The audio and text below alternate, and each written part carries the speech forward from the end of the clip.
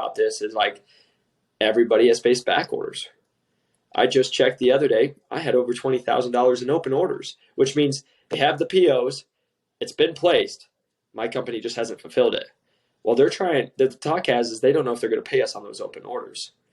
And I'm like, yeah, that's always the rough one. And I told my manager, I was like, I will like lose my mind because I'm after making that $55,000 because it's sold. It's not your fault. No, and this is the company's issues. And then this is the talk they do, right? Well, we'll just wait till next year to give it, and then it goes towards your bonus, so you still get paid. And I'm like, no. That just goes towards my salary. But like, if I'm looking at a $30,000 to $40,000 payout check, that comes off that open order sale, and you just screwed me to like put it towards my numbers next year. Which, guess what? You're going to raise, and I'm going to have to work harder just to be at plan. So that's kind of the talk with like the payment. But I just wanted to say it because I think it's super interesting because the reason I wanted to bring this up for everybody is I get a number at the beginning of the year, and let's be straight up. It's usually like 2 or 3 months into my year. So like the first 2 months of quota, we don't even know what we're selling for because you don't even have your numbers, and then they're just going to give it to you halfway in, and you're seeing it. I mean, that's what's going to happen to me right now. Like I'm already above quota.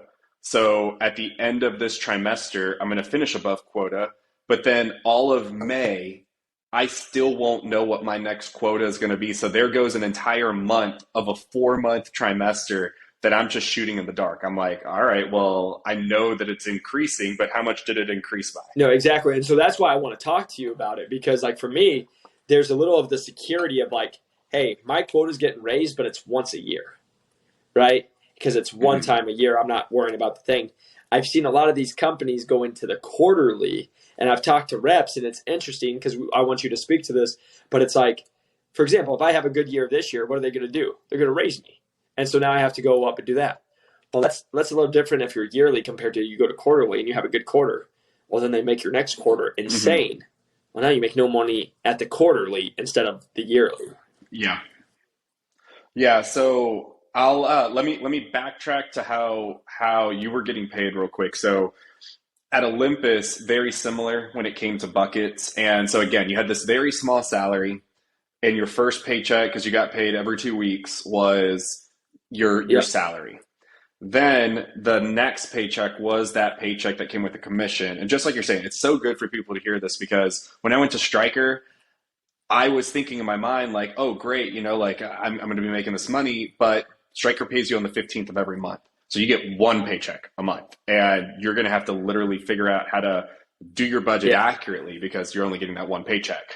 But at Olympus, you would get that second check, and just like so a little bit opposite of yours is every quarter, though, if you hit your buckets, if you didn't hit your disposable bucket, then your total number, as long as you hit your quota, you would get paid 7% of that percentage as a bonus for the quarter. Now, if you hit your, because you had a capital and disposable, if you hit your disposable number as well as your capital number, then you got 10%. So like every single quarter, at least you're looking at another kicker of making a little bit more money. And then the next piece that I wanted to touch on was the fact that like neither your manager like even knew what was going on. Dude, I'm pretty sure we've talked about it before. You've read Extreme Ownership, right? And so when Jocko was talking to that one VP, and she was like so stoked about how the pay structure is, but he was like, dude, like you're like a math nerd. Like this makes sense to you, but your entire organization's like, I don't know how I get paid. You need to like simplify this so that these people know what is going on. And I can't agree with that more, because like for me, it's very straightforward now. I have, I'll say like what mine is for this trimester. I have 17 new patients, and that doesn't sound like a lot, and it really is not like a huge number. But again, I work in a rare disease space, so I need to get 17 new patients in this trimester, which I'm already above that. But it's finite. Like that is it. Like as long as I get those patients, I know exactly what is happening. And whereas, even for you, like as you mentioned, like you get a bigger salary, right? Like you're a salary and it's a way higher salary compared to, I imagine, we haven't talked off air, but like, I imagine your salary is probably 2 or 3x what my quote unquote salary is. Because then it's way more based on commission, but that's what the commission is. And that's where we've talked about, even for me, how they do it is if you're under 80% of commission, you make $0.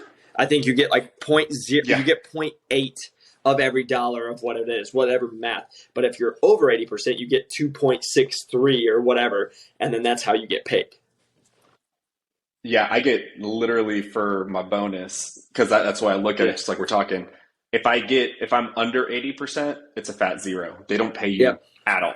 And so it kind of sucks, especially during COVID, because that was a rough time. And I did get one of those checks where I think I finished at like 78%. And I'm like, you gotta be kidding me. Like, if I just had one more patient, it wouldn't have been a great check, but it still would have been like literally